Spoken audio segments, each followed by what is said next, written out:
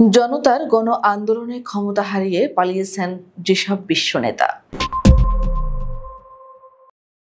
ইতিহাসে এমন বহু প্রভাবশালী নেতার নাম রয়েছে যাদের জনগণের বিক্ষোভ, সামরিক অভ্যুত্থান কিংবা গণ অভ্যুত্থানের মুখে ক্ষমতা ছাড়তে হয়েছে, আর শেষ পর্যন্ত পালিয়ে যেতে হয়েছে নির্বাসনে, কেউ প্রাণ রক্ষার জন্য, কেউ কারাবাস বা মৃত্যুদণ্ড এড়াতে।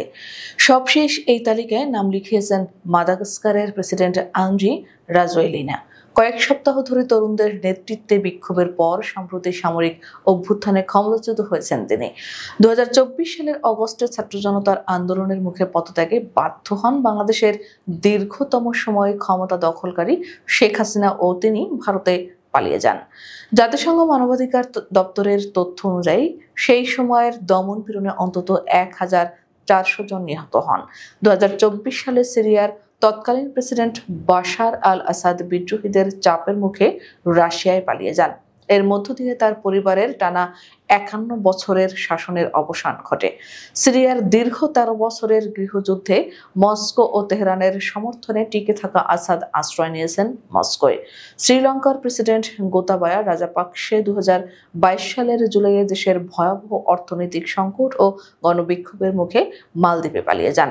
কিছুদিন পর তিনি সহ তার ভাই, সাবেক প্রধানমন্ত্রী মাহিন্দা রাজাপাকসে সহ অন্য আত্মীয়রাও পদত্যাগ করেন।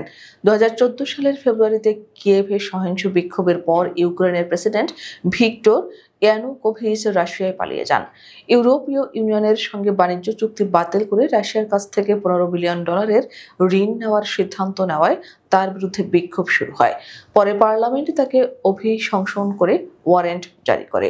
রুশ ও সেনারা তাকে ক্রিমিয়ার পথে পালাতে সাহায্য করে বলে ধারণা করা হয়। লিবিয়ার দীর্ঘদিনের শাসক মুয়াম্মার গাদ্দাফি 2011 সালের আরব বসন্তে ক্ষমতাচ্যুত হন।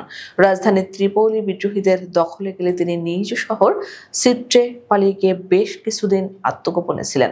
2011 সালের 20 অক্টোবর ন্যাটোর বিমান হামলায় তার কনভয় আক্রান্ত হলে বিদ্রোহীরা তাকে হত্যা করে। পরে তার দেহ প্রকাশ্যে প্রদর্শনের পর মরুভূমির এক অজ্ঞাত স্থানে দাফন করা হয়। মাদাগাস্কারের ষষ্ঠ প্রেসিডেন্ট মার্ক রাভালো মানানা 2009 সালে তৎকালীন মেয়র আন্দ্রি রাজোয়েলিনার নেতৃত্বাধীন অভ্যুত্থানে ক্ষমতাচ্যুত হন। রাভালো মানানা দক্ষিণ আফ্রিকায় পালিয়ে যান এবং অনুপস্থিতিতে আজীবন কারাদণ্ডে দণ্ডিত হন।